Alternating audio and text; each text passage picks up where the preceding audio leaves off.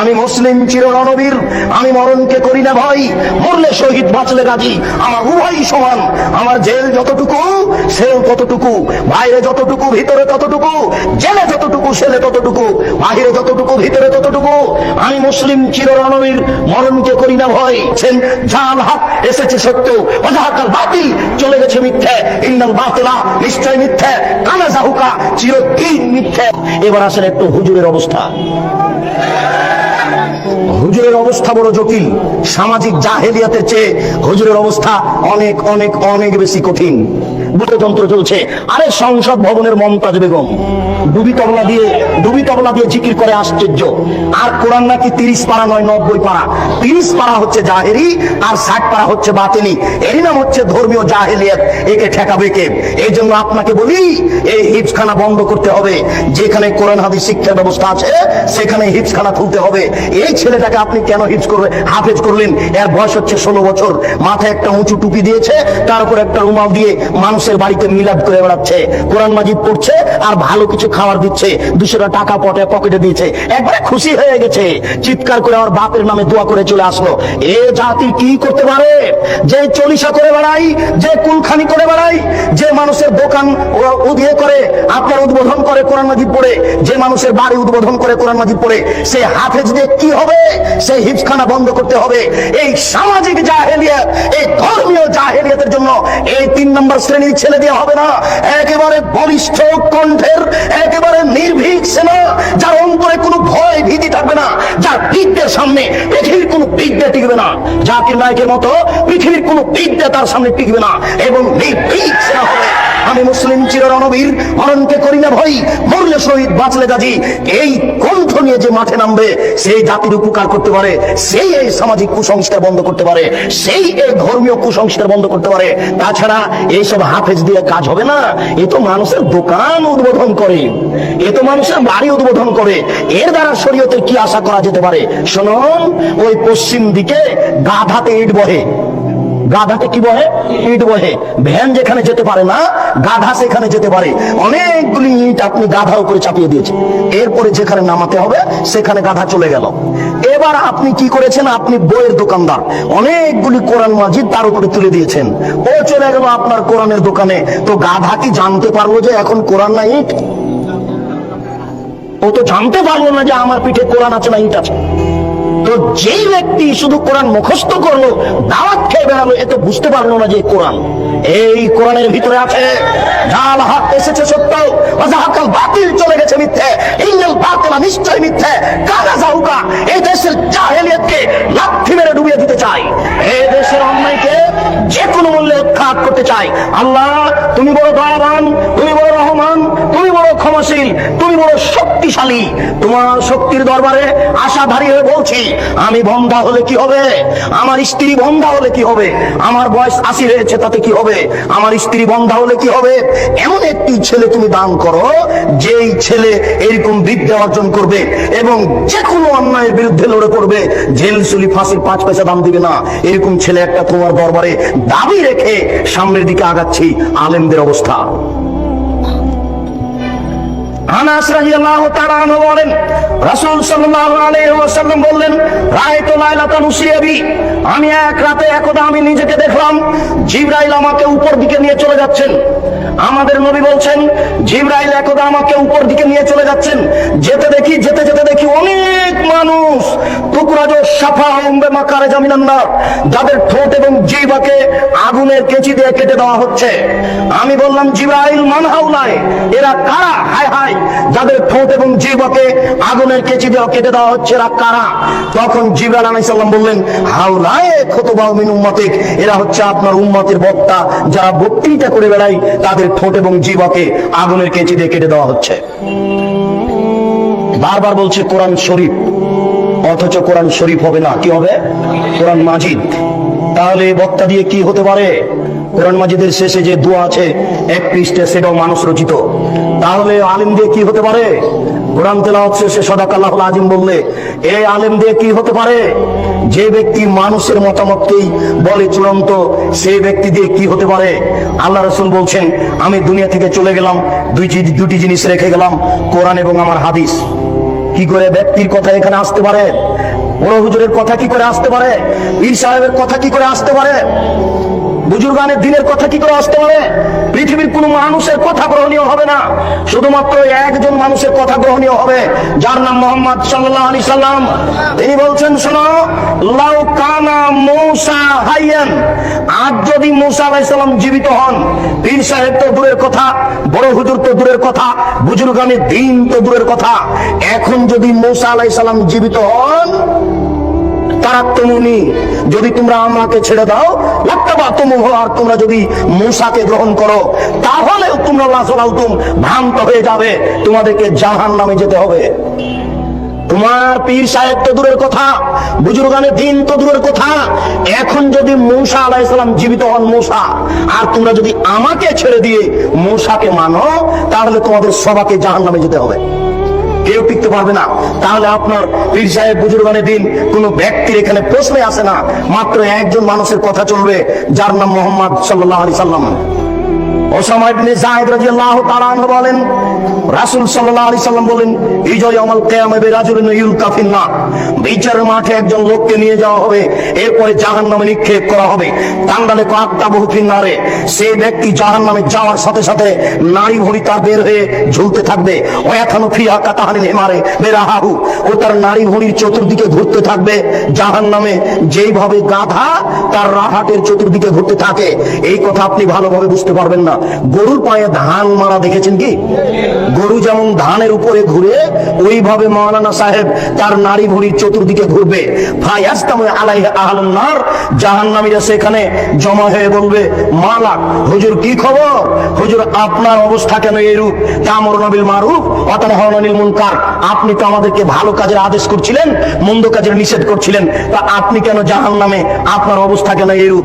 তখন মাওলানা সাহেব বলবেন, কি বলি, আমরুকুম বিল মারুফ ওয়া লা আতিহি, আমি ভালো বলেছি, ভালো করিনি যে।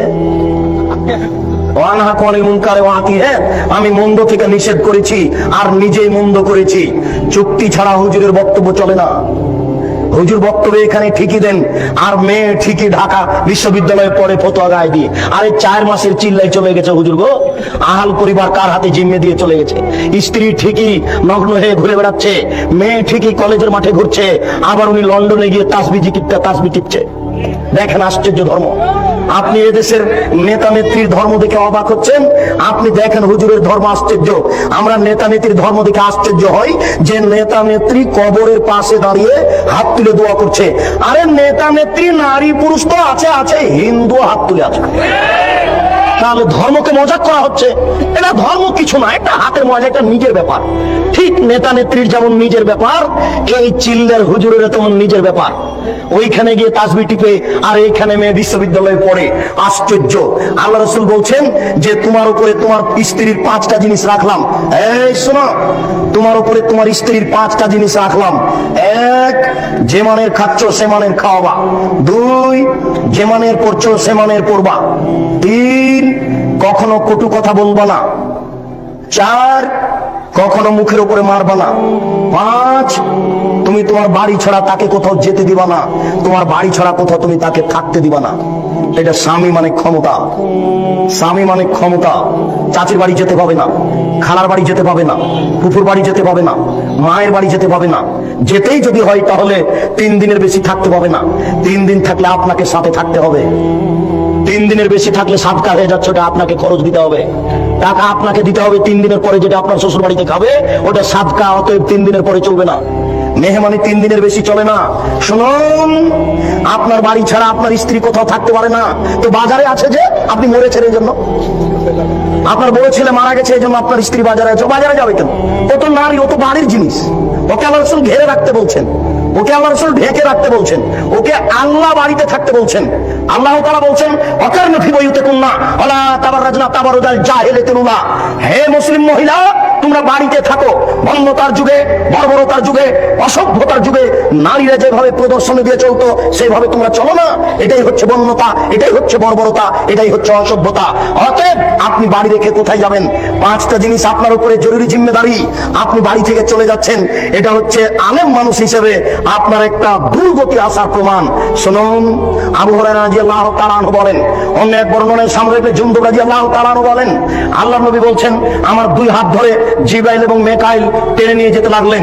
যেতে যেতে দেখি একটা লোক এইভাবে চিঠে শুয়ে রয়েছে, পাশে একটা লোক দাঁড়িয়ে আছে, তার হাতে একটা বড় পাথর রয়েছে। দেখো বেইরাসাউ, এই পাথর দিয়ে তার মাথাকে ভেঙে চৌচির করে দিচ্ছে। ভাইজা যারা বাহু কাদা দাহাল হাজারো ফান্তালাকে এলাইহে, মারার সাথে সাথে মাথা ফেটে একবারে চৌচির হয়ে যাচ্ছে, আর পাথরটা ছিটকে দূরে চলে যাচ্ছে। এই লোকটি আবার পাথর আনতে যাচ্ছে, পাথর আনতে না আনতেই মাথা ঠিক হয়ে গেছে, আবার মারে, আবার চৌচির হয়, পাথর দূরে চলে যায়। আল্লাহ রাসূল বললেন, জিবরাইল, মা হাজা, একই দৃশ্য, একে যার মাথাকে এভাবে চৌচির করে দেওয়া হচ্ছে, ফাটিয়ে দেওয়া হচ্ছে। তখন জিবরাইল বললেন, হুয়া আলেম, উনি হচ্ছেন মাওলানা মানুষ, কোরআন হাদিস জানতেন, কিন্তু সে অনুযায়ী চলতেন না, এই জন্য তার মাথাকে ভেঙে চৌচির করে দেওয়া হচ্ছে। পৃথিবীর কোন পাপীকে মেরে তার মাথা ফাটিয়ে দেওয়া হবে না। পৃথিবীর কোন পাপীর এই ঠোঁট এবং জিহ্বা আগুনের কেচি দিয়ে কেটে নেওয়া হবে না। পৃথিবীর কোন পাপীর ঠোঁট এবং জিহ্বাকে আগুনের কেচি দিয়ে কেটে দেওয়া হবে না। পৃথিবীর কোন পাপীর মাথাকে এই পাথর দিয়ে ফাটিয়ে দেওয়া হবে না, চৌচির করে দেওয়া হবে না। এটা হচ্ছে শুধু হুজুরের কাজ। শুনুন, রাসূল সাল্লাল্লাহু আলাইহি সাল্লাম বলছেন, একুনু মিন বাদি আইম্মা, আমার পরে কতগুলি আলেম ওলামা আসবে, আমার পরে কতগুলি আলেম ওলামা আসবে, আমার পরে কতগুলি আলেম ওলামা আসবে, ইস্তান্নুনা বিগাইরি সুন্নতি, যারা আমার সুন্নাত ছেড়ে দিয়ে অন্য সুন্নাত গ্রহণ করে বলবে এটাই রাসূলের সুন্নাত। যারা আমার সুন্নাত ছেড়ে দিয়ে অন্য সুন্নাত গ্রহণ করে বলবে এটাই রাসূলের সুন্নাত। আশ্চর্য, আল্লাহ রাসূল 23 বছর জীবনে, আল্লাহ রাসূল 23 বছর জীবনে, আল্লাহ রাসূল 23 বছর জীবনে কয়েক হাজার ওয়াক্ত নামাজ পড়িয়েছেন। কোন একদিন ইকামতের পরে না বলে নামাজ শুরু করেছেন, কিছু না বলে নামাজ শুরু করেছেন, এটা জীবনেও ঘটেনি।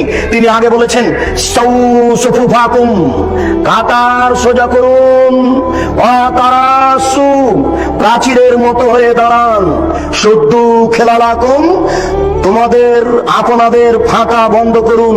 ওই যে আমি দেখতে পাচ্ছি, ওই যে 2 জনের ফাঁকা দিয়ে শয়তান ছাগলের বাচ্চার মতো প্রবেশ করছে, ওই যে আমি দেখতে পাচ্ছি 2 জনের ফাঁকা দিয়ে শয়তান ছাগলের বাচ্চার মতো প্রবেশ করছে।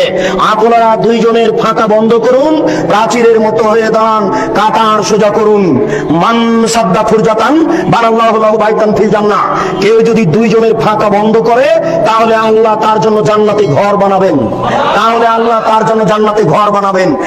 চলেন আপনাকে মাদারটেক বাজারে 2-1টা মসজিদে দেখাই, 2 জন দাঁড়িয়ে আছে, 2 জনের মাঝে আরো 2 জন ধরবে। চলেন আপনাকে বাইতুল মুকাররমে দেখাই, কোন কোন জায়গাতে 2 জনের মাঝে আরো 10 জন ধরবে। ওইদিকে ইমাম সাহেব এই ইমামের জায়গাতে আসতেই বলছে যে কাতার সোজা করুন। আল্লাহর মুখখানে বলিয়ে নেয় যে একামত দেন, এই কথা বলে না, ও বলছে যে কাতার সোজা করুন, অথচ তাকে বলতে হবে একামত দেন।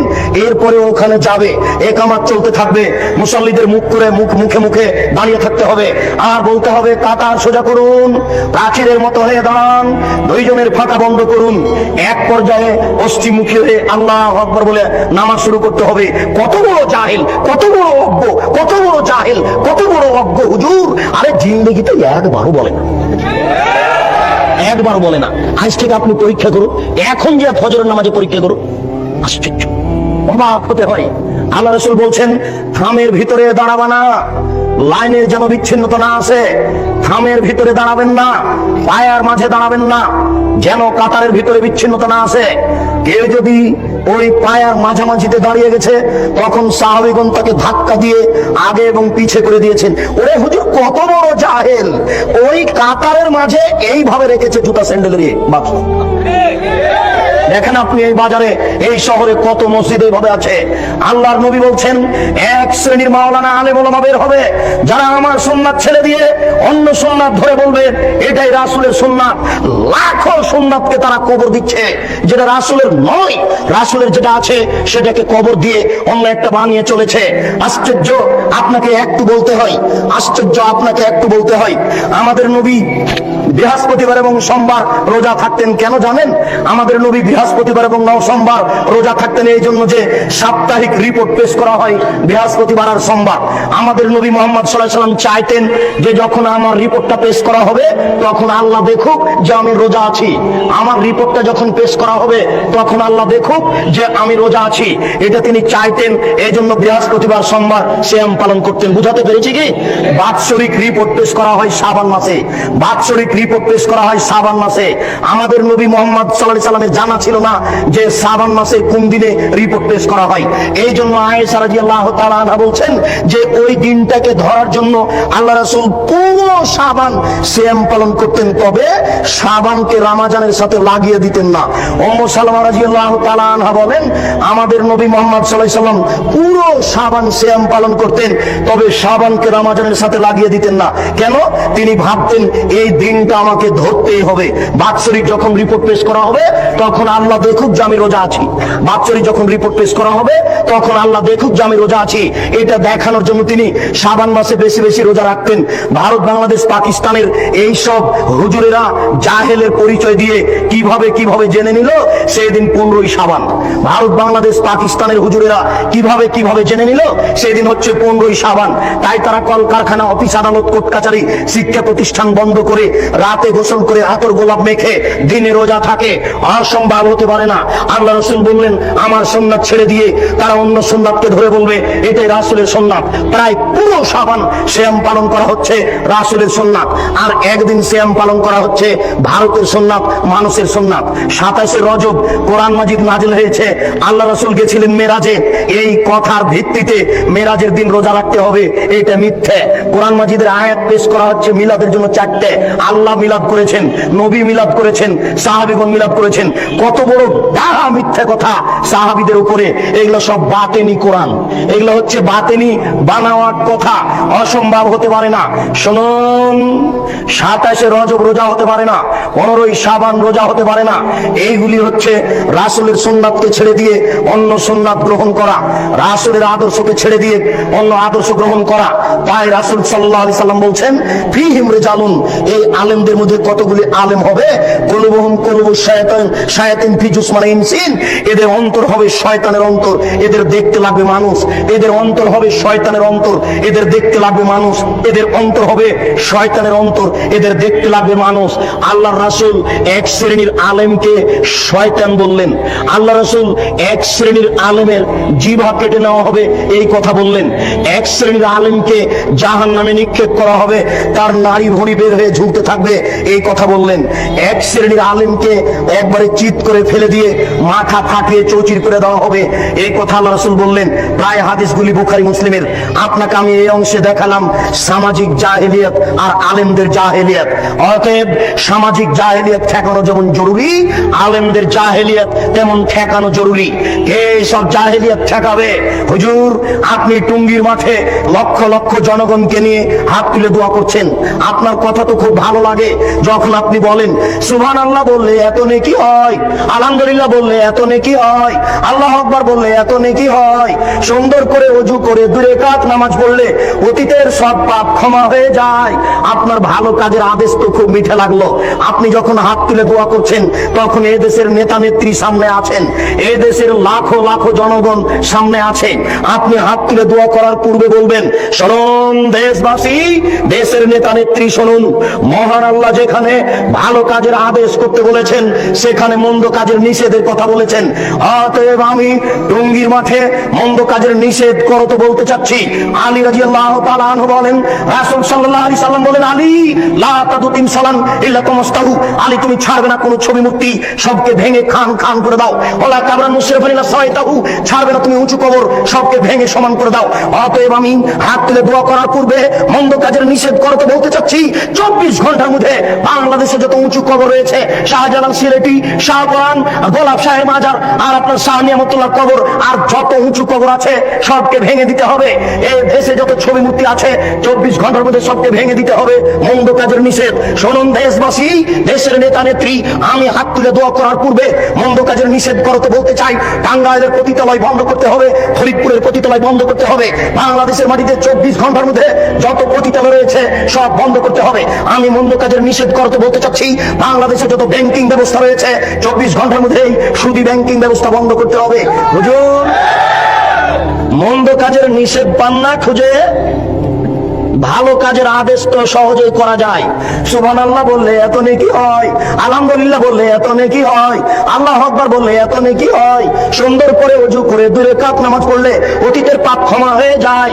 ভালো কাজের আদেশ করা সহজ, মন্দ কাজের আদেশ করা সহজ নয়, মন্দ কাজের নিষেধ করা সহজ নয়।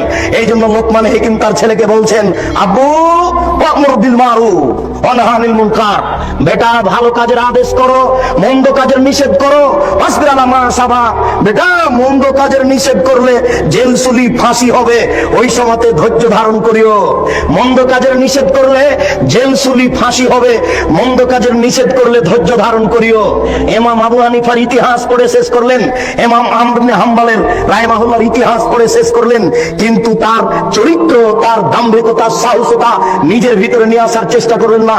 শুনুন দেশবাসী, একটা কথা মনে রাখবেন, মহান আল্লাহ বলেন, ইয়া আইয়ুহাল্লাযীনা আমানু আতিউল্লাহ ওয়া আতিউর রাসূল ওয়া লা তুবতিলু আমালাকুম, হে পৃথিবীর বিশ্বাসীগণ, তোমরা আল্লাহকে মান্য করো, রাসূলের আনুগত্য করো, তোমাদের আমল বাতিল করো না। শুনুন উপস্থিত বৈঠকের দিনী মুসলিম ভাই বোন, আল্লাহ তাআলা 1 নম্বর আয়াতে বলেছেন, আল্লাহকে মান্য করুন, রাসূলের আনুগত্য করুন, তোমাদের আমল বাতিল করো না। আল্লাহ তাআলা বলেন, আল্লাহকে মান্য করা মানে শিরক করা যাবে না, রাসূলের আনুগত্য মানে কোনো বেদাত কাজ করা যাবে না। মানুষ যদি আল্লাহকে মান্য না করে শিরক করে, মানুষ যদি রাসূলের আনুগত্য না করে বিদআত করে, তাহলে তার আমল বাতিল হবে। শিরক করলে অতীতের নেকি নষ্ট হয়ে যায়, আল্লাহকে অপমান করা হয়, আল্লাহকে হেয় তুচ্ছ করা হয়। শিরক করলে অতীতের নেকি নষ্ট হয়ে যায়, আল্লাহকে অপমান করা হয়, আল্লাহকে হেয় তুচ্ছ করা হয়। বিদআত করলে ইবাদত কবুল হয় না, রাসূলকে অপমান করা হয়, রাসূলকে হেয় তুচ্ছ করা হয়। সম্মানিত দিনী ভাই, শহরের ব্যাপার আমি যে বিষয়ে আলোচনা করতে চাচ্ছিলাম সেই বিষয়ে অন্যদিন আলোচনা হবে। প্রথম যে 2টি বিষয় আপনার সামনে মোটামুটি ভাবে পেশ করলাম, এই বিষয়গুলি আমরা সময় সাপেক্ষে আরো বিস্তারিত পেশ করেছি। সেইগুলো ইন্টারনেটের মাধ্যমে এবং অন্যান্য মোবাইলের মাধ্যমে বা ইসলামিক টিভিতে সপ্তাহে 1 দিন মঙ্গলবার আর পিস টিভিতে সপ্তাহে 3 দিন, এইসব দিনগুলিতে এই বিষয়গুলি বিস্তারিত জেনে নেওয়ার চেষ্টা করুন। এই দাওয়াত দিয়ে আজকের সংক্ষিপ্ত আলোচনা এখানেই শেষ করতে বলছি। আল্লাহ, আমাদের যারা মারা গেছে তুমি তাদের কবরের শাস্তি মাফ করো, আমরা যারা অসুস্থ তাদের তুমি আরোগ্য দান করো, আমরা যারা বেঁচে আছি তুমি তাদেরকে তোমার রাসূলের পদ্ধতি অনুযায়ী চলার তৌফিক দান করো। এই দাবি, এই দাওয়া তোমার দরবারে রেখে আজকের সংক্ষিপ্ত আলোচনা এখানেই শেষ করছি। সুবহানাকা আল্লাহুম্মা ওয়া বিহামদিকা।